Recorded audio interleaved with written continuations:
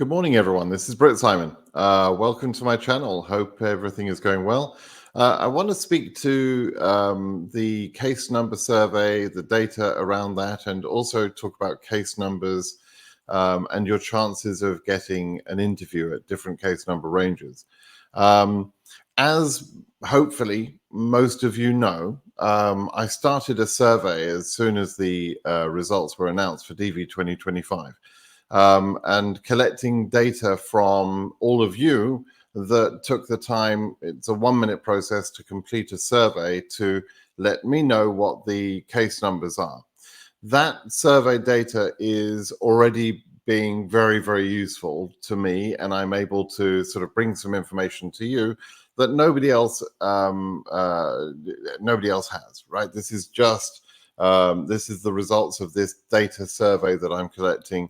And now there's been a development on that, which is very useful, which I can show you in a moment. So we've got about 360 responses so far, which is good. It's not as many as I would like. I would still like 500, 600, 700. But you've all made a really good effort since yesterday. So I really appreciate that. And I would ask you again, please read the link or click the link in the description under the YouTube video of this video and go and fill in your survey details if you haven't done that already. Okay, it will just take you 1 minute and it's a very useful thing. Okay, so let me show you the data that we're collecting so far. All I ask in the survey is basically ask for a nickname, just in case I have to address that particular row of data. I can, maybe connect who you are. I ask you for a region and then a case number range. I don't need to know precise case numbers. In fact, you should somewhat keep that case number private and confidential just to yourself. But you can give somebody information saying I'm 2025 EU 36XXX, which means in the 36,000 range. There's no harm in that, right? And so many people have already done that. 359 people have done that, right? So I've got a lot of data being compiled. Now, I want to introduce you to someone who you're going to get to know and love over the next few months, which is a gentleman, a very smart guy called Zarthisius. And I never know if I pronounce his name correctly, but that's how I pronounce it. Now, Zarthisius extracts the data for us from the government system that provides case status, and he presents that data in his online site. So that we can see the number of visas issued as processing continues, etc. The number of cases already refused or in a temporary refusal status and so on. And that's really good data for us to know how the process is going on, right? Very important data. Now, we don't have that data for DV 2025 yet. And we won't have that data probably until January the 1st. That's how it operates in all the years up to now. So unless the government come to their senses and suddenly start publishing the DV 2025 SEAC data early, we will have to wait until January the 1st before we get all of this precise data, very accurate data that helps us understand the program and how it's progressing. Right. So Zarthisius is a brilliant guy, love him to death, and I speak to him often. And he's able to produce all of these data visualizations, which help us understand, the whole process. He also publishes the spreadsheet so that we've got all the data there. So you're going to end up, you will see other YouTube channels that will talk about this data. And all of us are sort of really appreciating and using this data that Zarthisius provides. Okay, so but that's for the future, because right now we don't have a 2025 link here on the left-hand side of his site because there is no 2025 data. But Zarthisius has pointed his clever systems at my simple spreadsheet where I'm collecting all of the survey data and produced a visualization for us to show us where the number ranges are, where the number ranges are falling for each of the regions. So I can show you that now, and it makes it a little bit easier to see where the numbers are coming. Okay, so at the top of the page here, we've got the regions. I can pick between those regions, and then excuse me, and then for each grouped numbers, you can see that Zarthius has said, okay, here are he's grouped them in sort of batches. So between 0 and 10,000, there are 15 case numbers in that data set that we're collecting with the 360 responses. From 10 to 20,000, there are 14 case numbers. From 20 to 30, there are 8, and so on. You can see where they are. Now, you can see then that the majority of cases are reporting to having case numbers up to 90,000. We've got a couple, well, one case that's between 100, let's say 100,000 and is it? We have 90,99. Yeah, one from 90 to 99,000, and then a couple over 100,000. Now, when I read the ones over 100,000, I suspect they might be mistakes, invalid data, because there's not very much data supporting that. So I tend to believe that the highest case number in Africa at the moment is probably going to be in the 90,000 range, right? Maybe early 100,000s. I think that I think one of those is 103,000.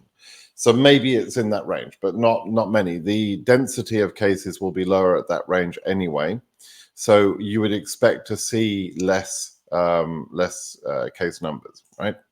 Okay, so so that's Africa. That means that the range there is going to be sort of up to about 90,000, right?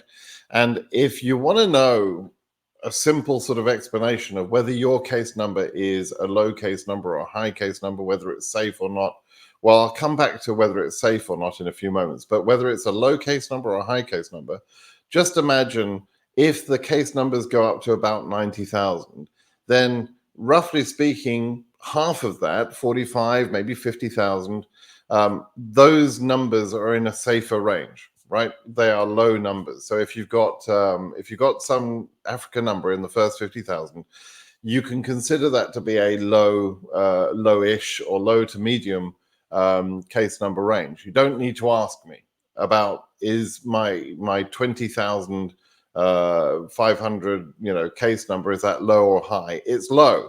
Use some common sense, right? If it's low against that range, then it's low, right? So I'm hoping you'll understand that and not waste my time with questions about, I mean, I literally got someone who was an Africa 400 case number who asked me whether their case number is good or not. I mean, come on. If there's 90,000 cases, if there's case numbers up to 90,000 and you've got case number 400, then clearly it's low. Just use a little bit of common sense and avoid wasting my time, please. Okay, same thing. Let's have a look at Asia. In Asia, we don't have as many cases reported as I would like. Need to see some more cases. But we can see that the number ranges go up to about 28, 29,000. So call that 30,000. Nothing above 30,000 yet, right? So that would suggest that we've got a lower case number range than we saw in DV2025 as the maximum number of selectees. And again, it would suggest that if you've got case number of roughly half the maximum, say 15,000 and below, then your case number is probably pretty good for Asia, right? I'm not talking about Nepal and Iran. That would be a different conversation. Those numbers could be lower, but for Asia, a case number under 15,000 is probably pretty good. For EU, the EU case numbers, we have case numbers, I think we've got 3 or 4 case numbers, or 6 rather, from 40 to 44,000, right? And then we have one, bizarrely, at 65,000. This one I would say is almost certainly a mistake. It's probably an Africa case number that someone put EU by mistake. Because we've got no supporting case numbers between 44,000, let's say, and 65,000. So this is an outlier of one form or another, a mistake, someone being silly, something like that. And so most of the cases are 40,000, 41,000 and below. Okay, so again, if you're in roughly the first half of that range in Europe, then your case number is pretty good, right? And so you're beginning to see, you begin to see how that works. We'll have a quick look at Oceania. Same sort of thing here. We're seeing case numbers. There's 8 cases between 3,500 and 3,900. They are finishing generally at 37XX, and so those are the highest case numbers. Again, half of that would be your low, sort of pretty much safe ranges, and that's roughly how it's going to be. But I'll talk about the upper half in a minute. And unfortunately for South America, I've still not got very many responses. I think I've only got 4 of how many? 1, 2, 3, 4, 5. I've got 5 responses from South America, so I can't really say very much, other than we do have case numbers just over 4,000 in South America. So we're going to have numbers in that range. That makes perfect sense with what I was expecting anyway. So that's what we're going to have, right? So now, so we've talked about the low case number ranges. Now we should talk about the high case number ranges and whether I can give you some comfort that your case number is good if your case number is AF 70K or AF 65K or EU 35K or something like that. What I would say to people in those number ranges is that right now it's too early for us to know whether those case number ranges are high, meaning too high to get a chance, or high meaning, yeah, it's high, but you've still got a chance, right? Those that we don't know yet. Why don't we know? Well, we don't know how many selectees there are in this year's DV lottery. And we're not going to know that data until July or August of this year. In July or August, one of the 2 months, they will publish a visa bulletin. And in that visa bulletin, they will list every country that has got selectees with a number of selectees per country. Let me show you how that looks. So I'll show you the September visa bulletin published from last year, which was published in August of last year. It was published in August, and it's called the September Visa Bulletin, but there's a whole naming convention with visa bulletins. I'll go into that some other time. But in the bottom of the September Visa Bulletin, which was published in August, because the government like to name things stupidly for some reason, we see every country that has selectees and how many selectees it has. This selectee number is how many selectees, including derivatives. That means including family members, right? So dad, mum, and 2 kids would be 4 people, and they take 4 of the 55,000 visas if they're approved, right? So, so that's interesting information, because we can add all of those up, and we can see how many people are selected within each region. It doesn't really matter how many are selected per country. That has nothing to do with it. It's more a question of how many are selected within each region. Now, we will then get a number of selectees per region, and not only per region, we'll understand how many selectees there are for the whole world. And if you then come to my blog, you will be able to see, if we go in here, here's my blog, and in the visa bulletin numbers, you can see that I've been tracking information on the visa bulletin numbers and the number of selectees for a number of years. You can come down here. Here are the visa bulletin numbers, and my data goes back to 1995. So plenty of data. Now, for the most recent 10 years or so, I've also collected the number of people selected in each region, and the number of people selected globally. So you can see that in most years, they were selecting 119,000, 132, 83,000 in 2020, which was low, 87,000 in 2019, that was low, 2018, 115,000 and so on. Or 2017, actually 2017 is the last year they did a second draw, because that was a very low draw number. But you can see also the regions here, and you can see how many people are selected in each region. Now, in Africa, let's have a look at this. In Africa, last year, they selected 55,000 people. There are only 23 to 24,000 visas available for Africa as a whole in total, right? And so they selected 55,000. That means 30,000 people are not going to get a visa in DV 2024, which is currently the year that's running, right? DV 2025, we don't know these numbers yet, but we'll know them in July and August, and that's important. You will also see, for example, whether the number of selectees has been increased over previous years. You can see 55,000 was a very high, comparatively. In Oceania, for example, there was a massive increase from the previous year. They selected 2,500 people in DV 2023, and that was too many. They didn't go current in that year, right? That was too many.